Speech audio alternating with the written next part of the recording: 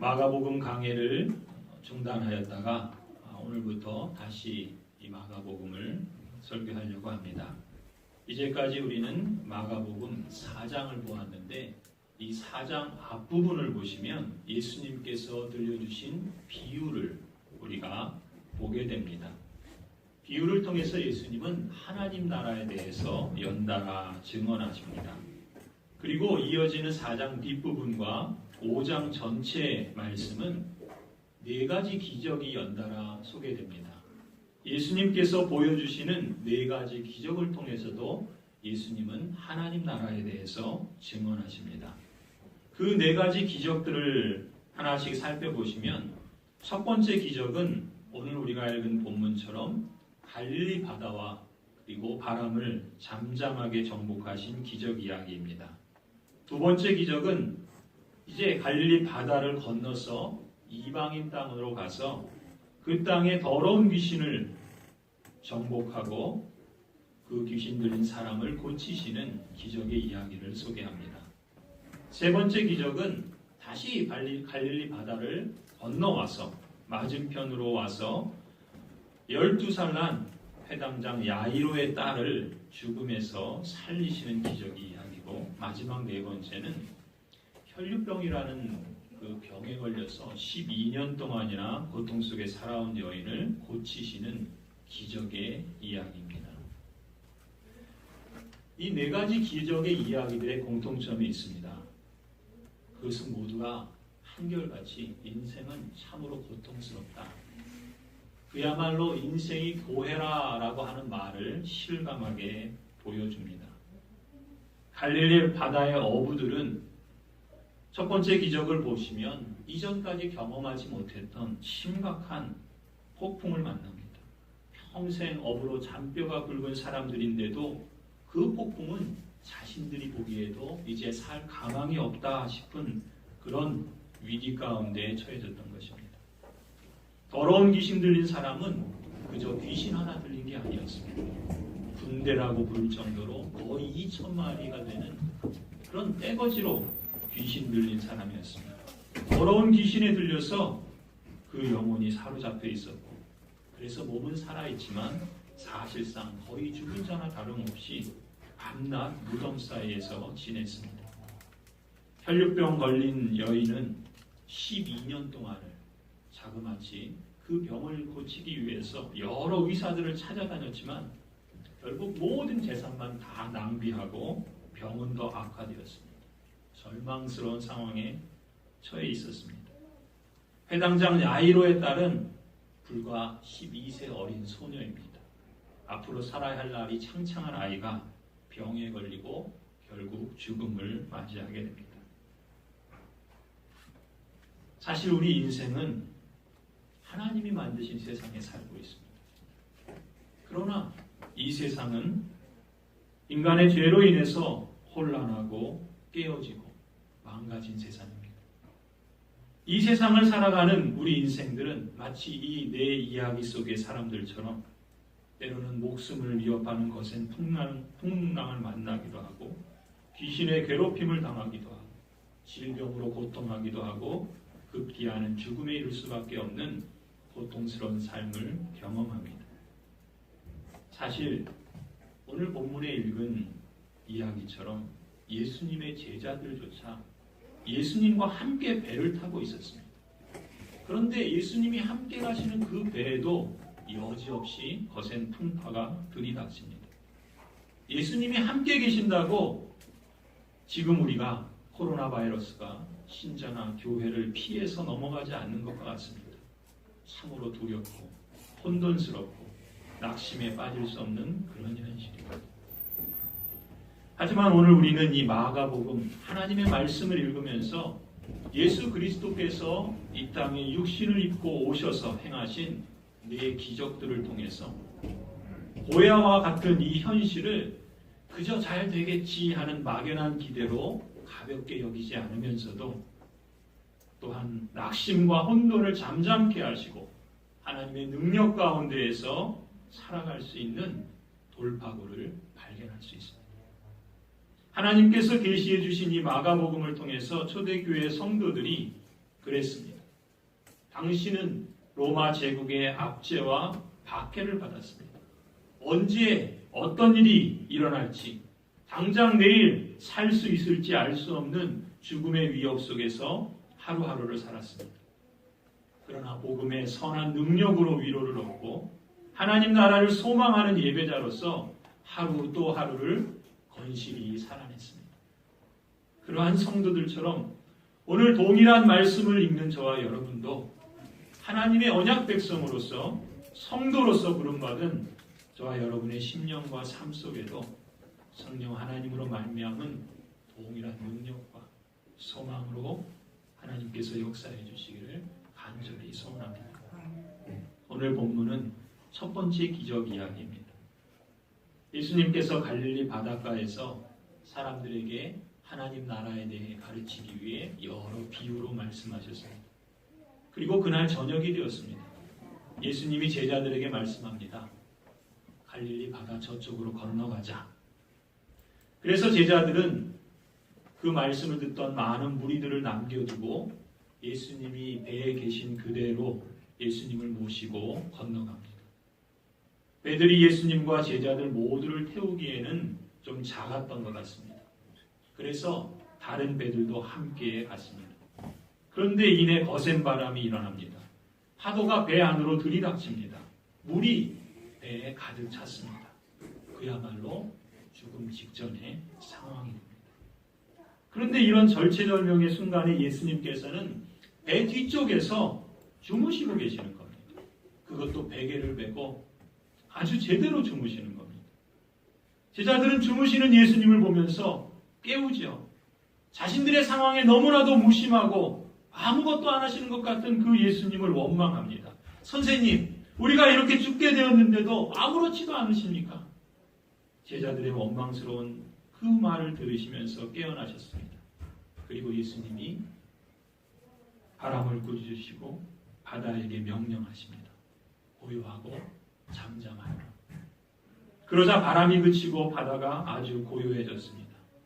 예수님의 말씀에 그대로 순종한 것이죠. 예수께서 제자들을 꾸짖으십니다. 왜들 무서워하느냐? 아직도 믿음이 없느냐? 제자들은 그저 놀라고 두려움에 사로잡힙니다. 어쩔 줄을 모르고 서로에게 말합니다. 도대체 이분이 누구이기에 바람과 바다까지도 그에게 복종하는가? 성도 여러분, 인생은 오늘 본문의 이야기처럼 마치 바다를 항해하는 배와 같습니다. 잔잔한 바다는 우리에게 만족을 주고 즐거움을 주기도 하지만 사실 언제나 그런 건 아니죠. 바다를 항해하는 인생 여정 속에서 사람들은 마치 그 항해하는 배의 선장이 자신인 것처럼 살아갈 때가 많습니다. 내가 가고 싶은 데로 가고 내가 먹고 싶은 것을 먹고 내가 하고 싶은 것을 한다고 그렇게 생각합니다. 그런데 어느 순간 그게 아니구나 깨닫는 때가 있습니다. 오늘 제자들이 그랬습니다. 거센 풍파로 인해서 당장이라도 배가 전복돼서 목숨을 잃게 될 것 같은 무서움에 사로잡힙니다. 제자들처럼 우리도 우리의 능력을 압도하는 어떤 일들이, 어떤 힘들이 우리를 사로잡을 때 사람은 누구나 무서워하고 또 절망할 수밖에 없습니다. 병에 걸릴 때가 그렇죠. 그저 감기 걸릴 정도면 쉽게 털고 일어나지만 중환병에 걸릴 때는 어떻습니까? 그때는 정말이지 내가 주인이냐 마음대로 할 수 없는 게, 할 수 있는 게 별로 없습니다. 오히려 병이 나의 모든 것을 지배하는 주인 같다는 생각을 절로 하게 됩니다. 코로나 바이러스는 또 어떻습니까? 평범했던 모든 것들을 한순간에 정지시켰습니다. 과학과 기술을 가진 인간의 능력이 100세 인생을 보장하고 그래서 영원토록 살 것 같았지만 한없이 무력해 보입니다. 막강한 군사력을 가진 나라나 거대한 부를 소유한 국가나 찬란한 문화와 자원을 가진 나라들도 지금은 끝이 보이지 않는 혼란 속에 속수무책입니다. 사람을 지배하는 강력한 힘이 사람에게 있지 않구나. 사람의 능력 밖에 있구나라는 것을 우리는 실감하고 있습니다. 우리는 어떻습니까? 신자인 우리들은 이 항해를 예수님과 함께 하고 있습니다. 우리가 가는 이 여정은 그야말로 예수님과 같은 배를 타고 가는 항해입니다.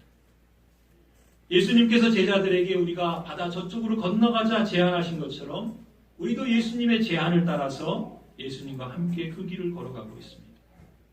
이렇게 예수님과 함께하는 항해이지만 코로나 바이러스가 신자나 교회를 피해서 넘어가지 않는 것처럼 주님이 다시 오실 때까지는 인생은 여전히 고해와 같고 때로 두려움과 낙심케 하는 일들 우리도 피할 수 없는 그런 현실을 살고 있습니다. 그렇다면 우리는 어떻게 해야 될까요? 우리는 이 두렵고 풍랑이는 세상을 어떻게 대처해야 할까요? 오늘 40절에서 예수님은 제자들에게 이렇게 말씀하십니다. 왜들 무서워하느냐? 아직도 믿음이 없느냐? 예수님은 믿음이 없느냐라고 말씀합니다. 예수님이 믿음이라는 단어를 말씀하시는 것에 우리가 주목할 필요가 있습니다. 지금이 어떤 상황입니까? 바람 앞에 촛불같이 위험천만한 순간이에요. 풍랑이는 바다에 금방이라도 빠져 죽을 수 있는 두려운 상황입니다. 그런 현실 앞에서 예수님은 지금 믿음을 말하고 있습니다. 우리의 믿음이 무엇인가에 대해서 예수님은 주목하기를 원하십니다. 여러분 제자들을 보십시오. 사실 제자들은 예수님이 자신들 곁에 함께 계셨음에도 불구하고 죽을까 봐 무서워했습니다. 위기를 맞이하니까 예수님을 부르고 예수님을 깨우기는 했지만 사실 내용을 가만히 보면 제자들에게는 예수님 때문에 이 위기를 벗어날 수 있을 것이라는 기대는 없었던 것 같습니다. 그저 이런 절체정명의 순간에 죽음을 눈앞에 둔 이 두려운 현실로 인해서 어찌할 바를 몰랐습니다. 그래서 예수님이라도 깨워서 어떻게 같이 물이라도 퍼내든지 아니면 어떻게 좀 살 길을 마련하든지 아무런 관심도 갖지 않고 무관심한 것처럼 주무시고만 계시는 그 예수님이 원망스럽기만 했습니다. 그런 제자들은 예수님이 깨어서 풍랑이는 바다를 잠잠케 하시고 제자들의 목숨을 건지신 후에 그저 아연실색 놀라기만 합니다. 도대체 예수님이 누구시길래 그저 어리둥절해야 합니다. 이런 모습을 보면 제자들은 그 마음에 살고자 하는 간절한 열망은 있었지만 정작 예수님이 어떤 분이신지 제대로 알지 못했던 것 같습니다. 그리고 예수님을 진짜 신뢰하지 못했던 것 같습니다. 그래서 예수님이 제자들을 책망하시는 겁니다. 왜 두려워하냐? 아직도 믿음이 없냐? 예수님은 제자들을 향해 믿음이 없다고 책망하십니다. 여러분 도대체 믿음이 뭡니까? 이 두려운 현실 가운데 이 혼돈스러운 세상 속에서 우리에게 주신 그 믿음은 도대체 무엇입니까? 사람들은 나름대로의 믿음을 갖고 살아갑니다. 특히 이런 믿음을 가진 것 같습니다. 내가 원하는 것을 간절히 바라고 빌면 이루어진다. 사람들은 이런 염원을 믿음이라고 생각하는 것 같습니다. 그래서 어떤 분들은 절에 가서 나무아미 타불을 간절히 읊조리며 108배 정성을 들여서 기도합니다. 또 어떤 분들은 마을에 오래된 나무를 찾아가서 간절히 기도합니다. 또 어떤 분들은 떠오르는 태양을 향해서 간절히 정성을 향해서 자신이 바라는 바를 기도합니다. 이런 간절한 염원을 갖고 정성을 다해서 빌면 나의 소원이 이루어질 거다. 이런 염원을 보통 사람들은 믿음이라 그렇게 생각합니다. 그런데 이런 식의 믿음은 종교인이든 비종교인이든 누구나 갖고 태어나는 것 같습니다. 그러나 성경이 가르치는 믿음은 어떨까요? 성경은 이런 믿음, 사람들이 갖고 있는 간절한 염원이라고 하는 이런 믿음과는 다른 믿음을 가르치고 있다는 것을 우리는 빨리 눈치채야 할 것입니다. 물론 성경에도 간절함이 중요하다고 강조합니다. 정성이 필요하다고 가르칩니다. 그러나 거기에 머무르면 일반 종교인과 그리스도인이 다를 바가 없겠죠. 성도 여러분, 성경은 믿음이 무엇에서 생긴다고 가르치죠? 여러분이 이미 이 말씀에 익숙하시리라 봅니다. 로마서 10장 16절, 17절 말씀입니다. 그러나 모든 사람이 다 복음에 순종한 것은 아닙니다. 이사야는 주님 우리가 전하는 소식을 누가 믿었습니까? 하고 말하였습니다. 그러므로 믿음은 들음에서 생기고 들음은 그리스도를 전하는 말씀에서 비롯됩니다. 이 말씀에 의하면 믿음이 무엇에서 생긴다고 가르칩니까? 들음에서 생긴다 말씀하고 있죠. 그렇다면 무엇을 들음으로써 믿음이 생깁니까? 그리스도를 전하는 말씀을 들으면서 생기는 것이 믿음이라 이렇게 표현하고 있습니다. 그렇다면 성경이 가르치는 믿음을 우리는 이렇게 이해할 수 있습니다.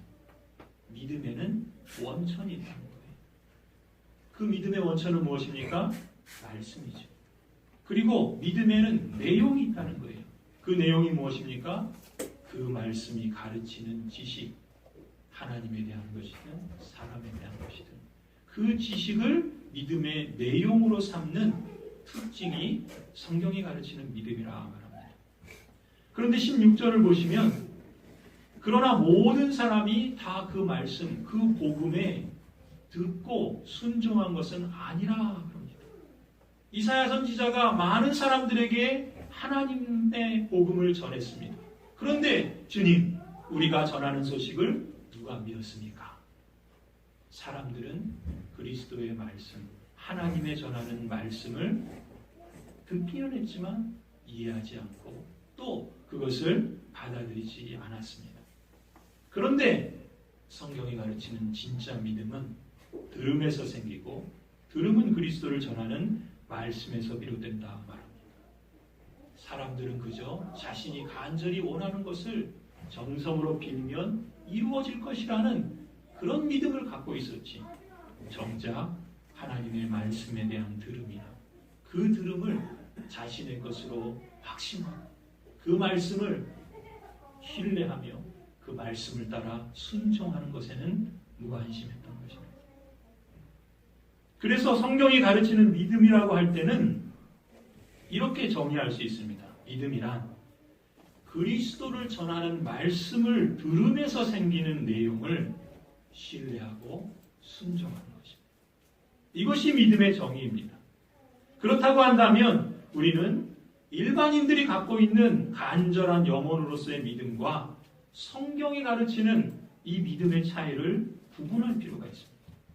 이 차이를 구분할 때, 이 차이를 우리가 분별할 때 저와 여러분의 믿음이 어떻게 성장하는지, 그 성장한다는 것이 무엇인지 간파할 수 있고 실제로 바른 방향으로 믿음의 성장을 이루어갈 수 있으리라 봅니다. 한번 표를 보시겠습니다. 두 종류의 믿음이 있다 했죠. 일반인들이 갖고 있는 간절한 영혼으로서의 믿음이 있습니다. 그리고 우리 신자들이 가져야 될 성경이 가르치는 믿음이 있습니다. 두 믿음의 원천이 다릅니다. 간절한 영혼은 자신 안에 있는 거죠. 내가 원하는 것을 간절히 바라는 것을 믿음이라 생각합니다. 그러나 성경이 가르치는 믿음은 그 믿음의 원천이 성경에서부터 출발합니다. 성경. 그리고 그 믿음을 어떤 자세로 갖는가? 믿음에 대한 자세는 자신이 원하는 것을 간절히 염원하는 사람은 어떻게 합니까? 그것을 이루기 위해서 정성을 다합니다. 정성을 다해서 기도하고 정성을 다해서 정한수를 드리고 정성을 다해서 빕니다. 왜냐하면 그것을 이루기 위해서는 정성이 필요하다는 자세, 마음의 자세를 갖고 있기 때문에 그렇죠. 그러나 성경이 가르치는 믿음은 어떻습니까? 믿음의 원천이 성경에 있다면, 하나님이 말씀하시는 복음에 있다면 우리의 믿음은 그 말씀을 들으려고 하는 자세로 표현되어야 할 것입니다. 그리고 그 실천하는 모습이 서로 다르겠죠. 곧 성장하는 방식이 다릅니다. 간절한 영혼으로서 그 믿음이 커지고 그래서 자신이 원하는 것을 얻기 위해서는 어떻게 합니까? 반복하죠. 아침에도 정한수를 들어서 기도하고 저녁에도 기도하고 또 시시때때로 반복해서 정성을 다해서 그렇게 간절하게 빌면 이루어질 거다. 또 어떤 분들은 자신의 몸을 고행을 하면서 금욕을 하면서 이렇게 고생고생해야지 내가 원하는 것을 들어주실 것이다 라고 생각하는 사람들도 있습니다. 어떤 사람들은 내가 다른 사람에게 선을 행하면 하늘이 감복해서 나에게 원하는 것을 이루어줄 것이다 이렇게 생각하기도 합니다. 그러나 성경이 가르치는 믿음은 어떻습니까? 성경은 우리에게 믿음이 성장하기 위해서는 무엇을 실천해야 되는가? 우리에게 요구하시는 것은 신뢰입니다. 하나님이 말씀하시고 하나님께서 우리에게 전하신 그 신지식 그리고 하나님에 대한 그 말씀을 우리가 확신하고 신뢰하는 거죠. 그리고 그 말씀을 따라서 순종하는 것이 믿음이 성장하는 방식이라 말합니다. 그리고 두 종류의 믿음의 목적이 다르지요. 간절한 영혼으로서의 믿음은 어떤 목적을 갖습니까? 내가 원하는 것을 이루는 것이 목적입니다. 그러나 성경이 가르치는 믿음은 하나님이 원하는 것을 따르는 것이 목적입니다. 물론 성경은 우리에게 그럼 내가 원하는 것은 다 필요 없다 이렇게 말씀하시지 않습니다. 하나님은 우리에게 선하시고 우리에게 가장 좋은 것을 주시고 자기 아들을 아끼지 아니하실 정도로 사랑을 베푸시는 분이시기 때문에 다만 그것을 이루어가는 방식을 자기중심적인 이 간절한 영혼으로서의 믿음, 내가 원하는 것을 이루는 것으로 목적을 삼지 아니하고 하나님이 기뻐하시는 뜻을 찾고 하나님의 그 뜻을 신뢰하고 순종함으로 하나님의 나라를 구하고 하나님의 의를 구할 때 하나님은 우리에게 이 땅에서 필요한 것들을 우리보다 더 잘 아셔서 우리에게 복을 주신다. 성경은 이렇게 말씀합니다. 두 종류의 믿음의 그 응답이 이루어지지 않을 때 다르게 나타나죠. 내가 간절히 원해서 빌고 또 정성스럽게 빌었는데 그런데도 내가 원하는 것이 이루어지지 않습니다. 그럼 어떻게 하죠? 사람들은 더 빌지, 더 정성을 들입니다. 지극정성으로 빌고 지극정성으로 고생하고 지극정성으로 선행을 해서 내가 뭔가를 자꾸 해서 하늘이 감복해서 내게 복을 주실 것이다. 그렇게 계속해서 지극정성으로 행동하기도 합니다. 그러나 어떤 분들은 포기하고 맙니다. 그래서 절망하는 경우들도 있습니다. 다 필요 없다. 성경이 가르치는 믿음은 어떨까요? 내가 원하는 것, 내가 기도하는 것이 이루어지지 않을 때 하나님의 사람들은 성경이 가르치는 믿음의 모습은 나를 돌아보게 합니다. 내가 기도하는 그 내용이 하나님의 뜻에 합당한가? 내가 간절히 사모하는 그 길이 정말 하나님이 기뻐하시는 길인가? 하나님께서 어떤 분이신가? 하나님께서 내게 어떻게 반응하기를 원하시는가? 하나님은 이 기도를 통해서 이 나의 소원을 통해서 하나님은 나를 어디로 인도하시기를 원하신가? 하나님의 뜻을 구하게 합니다. 그리고 그 하나님의 뜻을 구하면서 하나님을 기다리죠. 하나님의 약속을 붙잡고 하나님의 하나님 되심을 기억하며 하나님께 소망을 두고 하나님을 간절히 기다립니다. 하나님께서 약속하신 것을 반드시 이루시는 분이신 것을 성경이 가르치기 때문에 하나님의 뜻을 구하는 성도는 자신이 원하는 것이 이루어지지 않을 때에도 하나님의 뜻이 먼저 이루어지기를 돌아본다는 것이죠. 성도 여러분, 여기서 우리는 이 두 가지 믿음을 분별하는 그러한 지점이 있다는 것을 주목해야 되겠습니다. 이런 이야기입니다. 우리가 하나님의 언약 백성으로 부름을 받아서 교회 생활을 하고 있지만 교회를 다니는 신자들도 어떤 점에서는 비록 표현은 다르지만 자신의 그 종교적인 염원과 정성을 즉 내가 원하는 것을 얻기 위해서 종교적인 용어를 쓰고 종교적인 행위들을 함으로써 얻는 것을 믿음의 전부라고 여기고 거기에서 믿음의 성장이 멈춘 분들이 있습니다. 예를 들어서 아멘이라는 반응을 한번 생각해 보십시오. 믿습니다. 믿음대로 될 줄로 그렇게 받아들입니다. 진실로 그렇습니다. 이런 뜻이 아멘이라는 반응이지 않습니까? 설교를 들을 때 그 말씀에 대해서 아멘 반응하죠.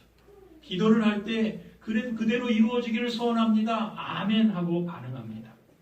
그런데 우리가 말씀을 듣고 기도를 하며 아멘이라고 반응할 때 그 아멘에는 무엇이 담겨 있는 겁니까? 그 말씀이 가르치는 것을 내가 받아들입니다.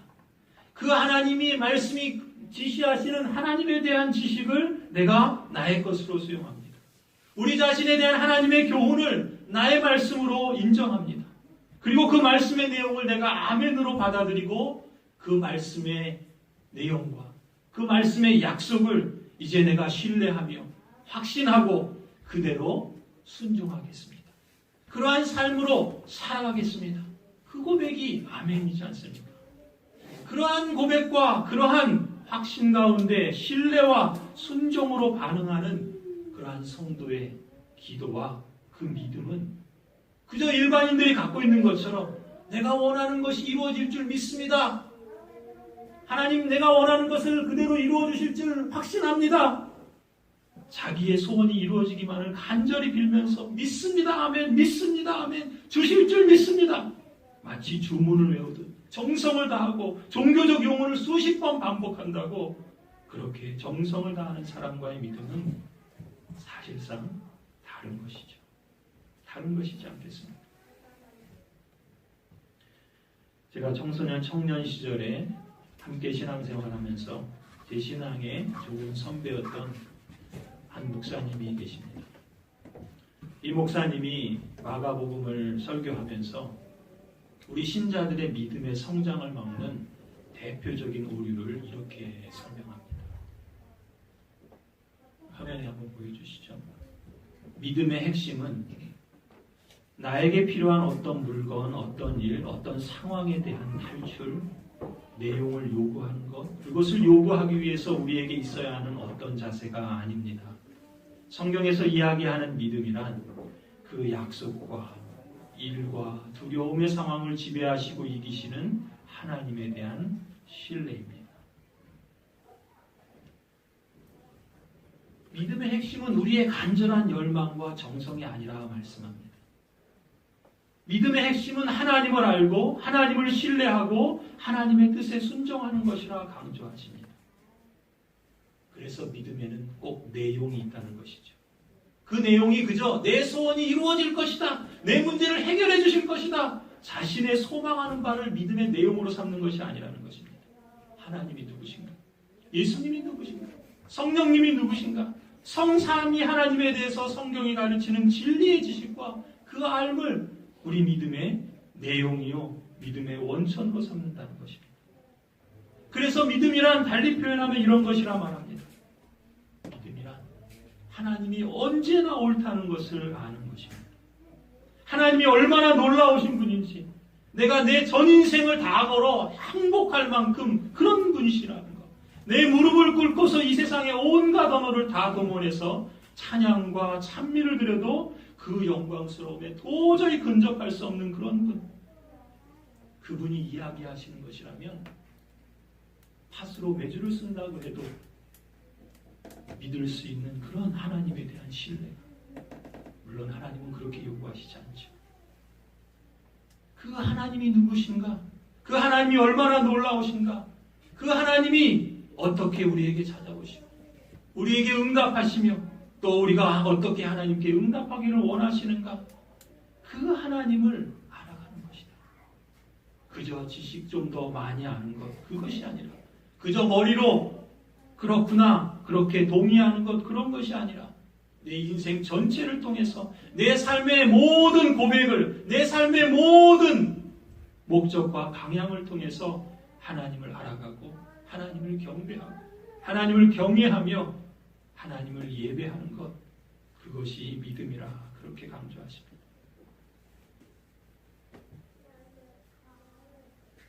하이델베르그 교리문답 21문에서 참된 믿음을 이렇게 표현합니다. 참된 믿음은 하나님께서 그의 말씀에서 우리에게 계시하신 모든 것이 진리라고 여기는 확실한 지식이며 동시에 성령께서 복음으로써 내 마음속에 일으키신 굳은 신뢰입니다. 하나님께서 성경 말씀에서 우리에게 계시하신 모든 것이 진리다. 그걸 받아들이고 그것을 확신하고 그것을 인정하는 것이죠. 그리고 거기서 머무르는 것이 아니라 성령께서 복음으로써 내 마음속에서 일으키시는 신뢰를 갖고 순종하는 것. 그것을 참된 믿음이라 그렇게 말씀하고 있습니다. 그러니까 성경이 믿음이라고 할 때는 그리스도를 전하는 말씀을 들음에서 생기는 내용을 신뢰하고 순종하는 것이다. 그 내용이 하나님에 대한 지식이요 또 그 약속을 주신 하나님 자신이지요. 그 내용을 우리가 잘 듣고 마음에 새기고 또 그것을 곱씹어 보며 우리의 삶에 연결시켜서 그 하나님의 약속을 신뢰하고 그 하나님 약속하신 그 하나님 자신을 신뢰하면서 하나님의 뜻을 따라서 우리의 삶의 행보를 순종으로 이어가는 것. 이것이 우리가 추구하는 바른 믿음이라 그렇게 성경은 말씀합니다. 성도 여러분, 우리는 날마다 거센 풍파가 휘몰아치는 거친 바다를 항해하며 나아갑니다. 참으로 두렵고 죄 많은 이 세상을 살아갑니다. 이 세상 속에서 우리는 수많은 고통과 아픔을 겪습니다. 어려움과 큰 두려움의 사건들을 만납니다. 우리의 힘으로 도저히 감당할 수 없는 상황들에 직면하기도 합니다. 바로 그 순간에, 바로 그 인생의 여정 속에 우리는 이렇게 묻는 것이죠. 하나님이 도대체 어떤 분이신가? 하나님이 내 삶 속에서 어떻게 관여하시는가? 하나님은 왜 오르신가? 하나님이 내 삶 속에서 벌어지는 이 수많은 일들 속에 나에게 어떻게 찾아오시고 어떻게 반응하시는가? 아니 나는 하나님께 어떤 반응으로 응답해야 되는가? 이러한 질문들을 하면서 하나님을 알아가는 과정. 그 하나님을 알아가는 과정 속에서 차곡차곡 인생 여정 속에서 쌓여지는 하나님에 대한 신뢰와 순종이 바로 우리가 힘써 추구해야 될 바른 믿음인 줄 믿습니다. 이러한 과정 속에서 분명 예수님은 오늘 본문의 이 풍랑이는 바람을 그치시고 이 바다를 고요하게 잠잠하게 하신 것처럼 우리 인생의 항해길에서도 예수님께서 가자고 목표하신 그 항구까지 우리를 이루도록 우리를 안전하게 도달하게 하실 줄 믿습니다. 믿음의 탓을 예수 그리스도에게 두십시다. 예수 그리스도에게 두십시다. 그리고 다만 우리는 예수님이 누구신지 아는 것에 힘쓰십시다. 여러분을 위해서 간절히 기도하기는 오늘부터라도 하나님을 더 알아가겠다는 결심과 구체적인 실천들이 있기를 바랍니다. 그래서 코로나 바이러스로 인해서 마치 모든 것이 멈춘 것 같은 이때에 성령 하나님께서 오히려 저와 여러분의 삶 속에서 성령 하나님으로 말미암은 내적인 생명력을 키워주시고 믿음의 성장으로 이 두려운 현실의 벽을 뚫고 나갈 수 있는 능력을 우리에게 덧입혀 주시고 고난 속에서도 낙심하지 않고 두려워하지 않고 하나님의 약속과 그 약속을 하신 하나님을 끝까지 신뢰하면서 순종의 길로 나아가십시다. 그래서 성령 하나님께서 저와 여러분의